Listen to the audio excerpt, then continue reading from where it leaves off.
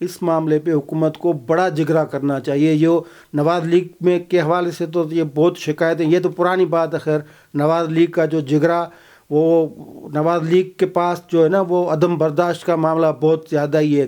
کان کے کچے، برداشت بہت کم. مفاہمت میاں شریف بڑے صاحب میں ٹھیک ہے، باقی نیچے کوئی حال نہیں ہے. تو کم از کم اس صورتحال میں عمران خان کا جو مطالبہ ہے، ان کی پارٹی کا جو مطالبہ ہے، وہ ان کو ضرور ماننا چاہیے. اب ہم آتے ہیں کہ اس پاکستان میں ان سیاسی قیدیوں، یہ تو عمران خان سے آج ہوا ہے نا.